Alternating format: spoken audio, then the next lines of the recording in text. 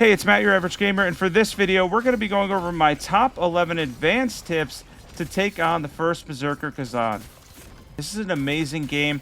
At number 11, we're going to talk about paying attention to enemies' weak points. As you can see, this spider boss that you fight relatively, I think, in the mid-game, you can break off his legs, and you can actually see that they take damage.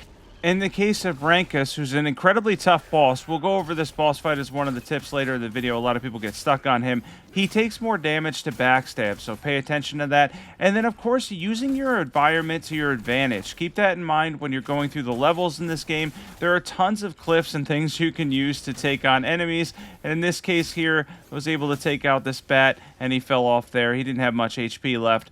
But use everything you have to your advantage and pay attention to specific weak points. At number 10, know your unique combos. One of my favorite combos with the spear, and I love the spear, by the way, it's definitely a recommended weapon for me, is that if you use your light attacks 3 times and then you go for, on PlayStation 5, a triangle, you get a kick that doesn't really cost any stamina and does good stamina damage to the boss you're facing. The combo's excellent and I love it. At the same time, though, you can just spam the square button on certain bosses. You don't have to go too crazy for certain ones and certain enemies. This is a regular enemy here, of course, but you can also know when you have the opportunity to spam. And then, of course, adding in your special abilities as well. You can mix those in. Those don't cost stamina, and you'll quickly regen and reset once you're back on the ground, in case using the slash there, and you can continue to play aggressively. It works really well.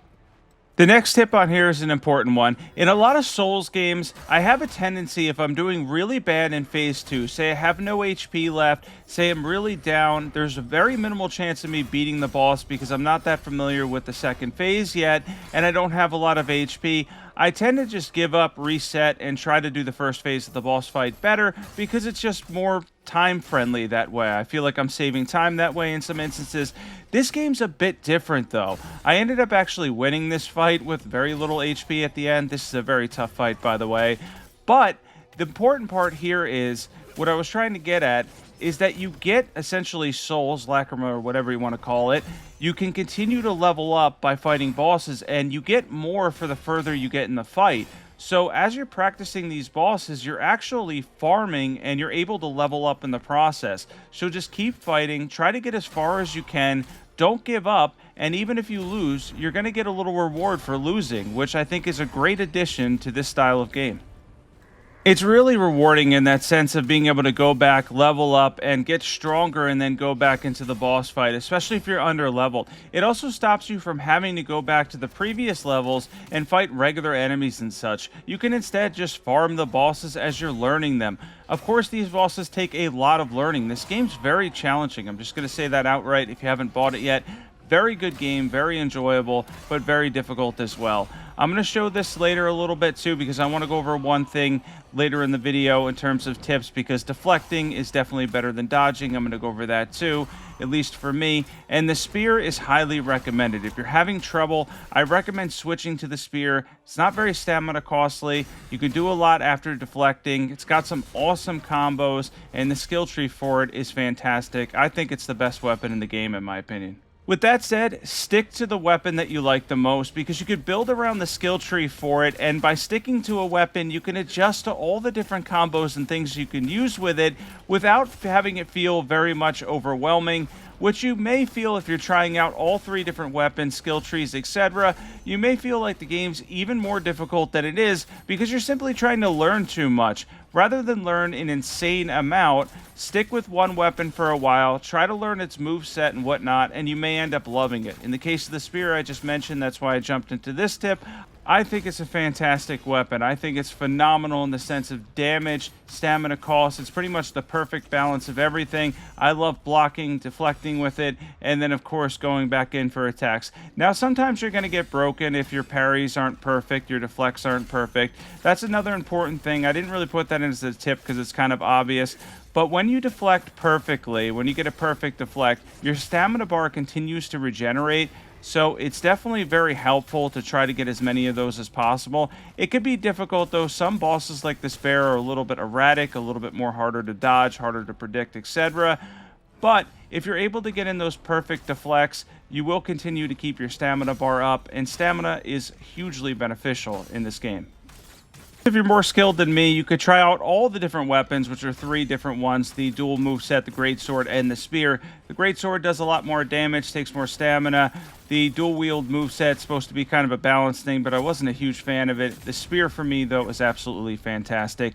Now, I want to mention another tip here. At number 7, play close to your enemies. This is especially particular to the spear itself, but pretty much all the weapons in the game, you're probably going to have to follow this to some extent.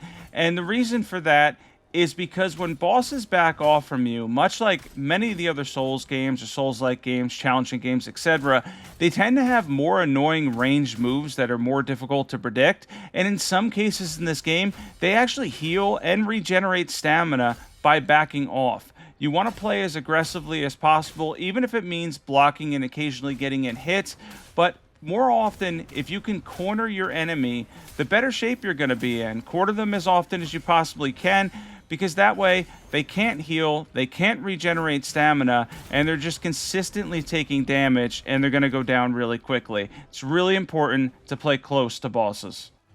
And our next tip here is don't forget to use all your tools. Don't forget what you have. Sometimes I tend to forget the things that I have in this game that can be convenient. And I'm just going to show fighting these dogs real quick, but I want to show something that I saw. Kind of remembered this at the last minute, but don't forget you have things like this spear that you can throw, for example, that you get very early on. And I was able to grab that item there. Use all your tools and don't forget what you have, because it could come into play later. Next tip at number 5, you don't have to fight everything. Sometimes in these linear Souls-like games or Souls games, we have difficulty running through the levels because bosses are more aggressive and areas are tighter. But one thing I noticed about a lot of the enemies in this game is you can kind of loop them around a little bit. Even if you get a little lost like I end up getting here, at the end of this clip, I end up looping the enemies around and still getting away. You don't have to fight every enemy in the level. And keep in mind, as I mentioned earlier, you can farm the boss fights as you're learning them, so you don't have to farm much in terms of the levels. And the levels can be really difficult and overwhelming. Some of them have a ton of enemies that are going to run at you at once, and you're not going to want to face all those enemies unless, again, you have a lot more skill than I do.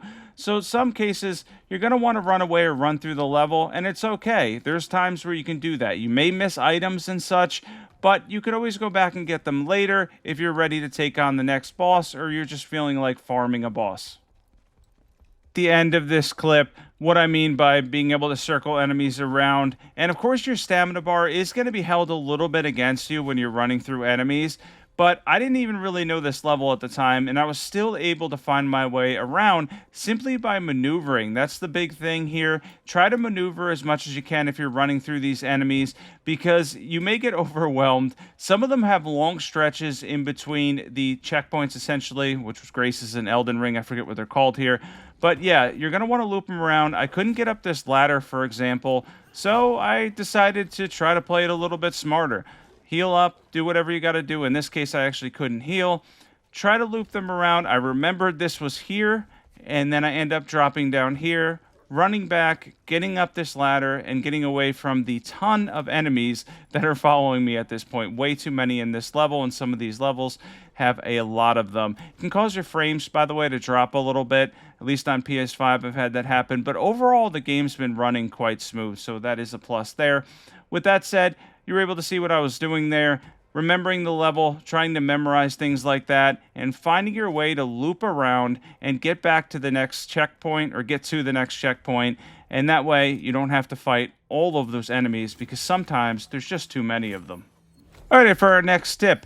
At number 4, weapons tell you what to level up. They tell you what they scale with. In the case of the spear, I'm going to be upgrading proficiency mainly with a secondary in willpower. For the greatsword, strength, and then proficiency second there. And then, of course, the dual wield moveset's going to be different as well with willpower and then strength. But just pay attention to that and then level up accordingly. For the spear, I really like leveling up proficiency. It has worked well for me so far. And our next tip on here is backstabs.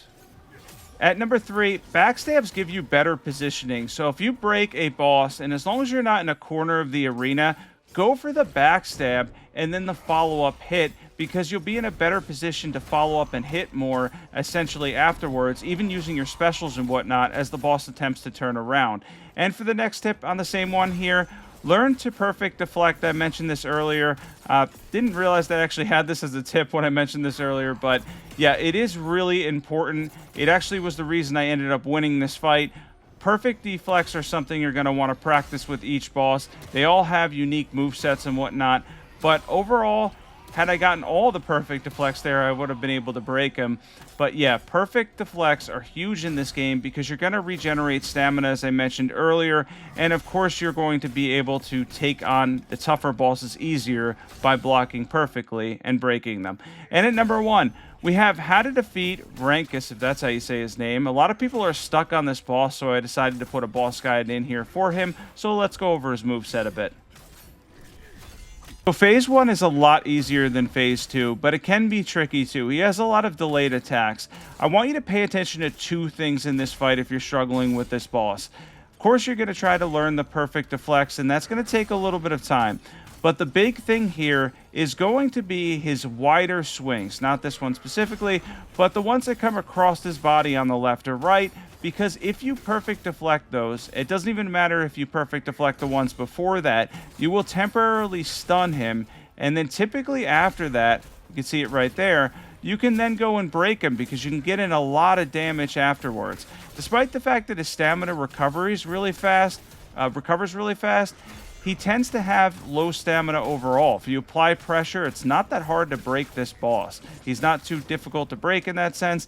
And you could also pile on the damage in phase 1 because he's not that aggressive. Once you learn a couple of movesets he has, and you perfect deflect, there you go, another stun.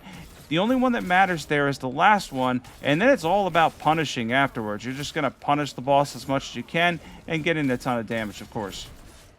Phase 1 for this fight typically isn't that difficult. One thing I gotta say though, and I know this isn't the best tip in the world, is try not to use too much health in phase 1 because you are going to need it in phase 2. No matter the type of player you are, phase 2 is probably going to give you trouble in this fight. But the advantage here is once you get phase 1 down, he does have some similar movesets in phase 2. Now, they have different endings, follow-ups, etc., so that can change things up a bit, and he ends up with a lot of fire damage, and he can apply what's considered flame to you, and you take damage from that as well. But here we go. We're going to dodge to the side on this one, and then follow up and attack behind. We got in a break there. You're always going to want to dodge on the side of that one. Don't try to deflect it. Probably not the best idea. Now, some of these moves get ridiculous. He basically has an explosive crossbow, and everything he does a lot of fire damage in phase 2. It can make him really, really hard to defeat. But the good news is his posture meter stays the same. So while it does regenerate fast, as long as you apply pressure consistently, you can keep bringing his posture meter down. This move is very frustrating. You just have to consistently dodge to the side. I ended up getting clipped with it, and then parry when he's on the way down. If you're able to do that, you can break him a lot of times too, because he takes a lot of posture damage if that's perfectly deflected. Again, we're going for that posture meter. This can be a little frustrating. Don't get too close to him when he does that move. You're going to want to do that because the follow-up attack, you can get in a lot of damage. But the problem is, one time it ended up actually taking me out, is if you end up in the front of him on the last shot and they all land on you, it will take your entire health bar in this phase. So that move is very frustrating. Happens really quick. Basically, as soon as he jumps up, you got to get ready to dodge that fire. And then, of course, perfect deflect on the final attack. That attack also was quick too. You're going to dodge to the side. And here we go again. He's going to, this is actually a different move. He's going to basically smash into the ground. And you can parry both of those. If it breaks you, it's not that big of a deal. You usually have time to recover from it. That's a grab attack. You're going to want to dodge to the side at the last minute. And then he'll start to do some of what he did in phase 1. And some of his original moves here too. It actually gets a little bit easier as you get towards the end of this fight. The most frustrating moves you're going to find are the ones where he jumps up, and just be prepared when he does because they do have very difficult follow-ups and a lot of fire damage. You don't want that flame really applied to you because you'll start losing HP. He will chug some, I don't know what exactly he's using, but it'll recover his stamina essentially. You can go and attack him during that, or if you need to heal, just heal. It really doesn't matter. If you feel like you're close to breaking him, you might want to apply pressure. If you're not, though, and he's got like at least half his stamina, he may get his full stamina bar back anyway. So maybe heal, reposition yourself, and get ready to attack him again. It's not like he's healing. One of the other bosses, Malika, or however you say his name, he could actually heal himself from a distance. But that was what I was talking about earlier. You want to stay close to the boss pretty much at all times. It's really important to do that, because if you don't, they're going to heal, regenerate stamina, etc. It could be a lot more difficult. We took him down there. Hopefully that was helpful. Thanks for watching. Thanks for tuning in to my top 11 advanced tips for the last Berserker Khazan. This is an amazing game, by the way. Has my full recommendation. I'm not one of those people that's going to tell you whether or not to buy a game. That's totally up to you. But for me so far, it's been worth the money. It's been excellent. I've been having a ton of fun with this game. Really enjoying it. I'll catch you guys in the next video.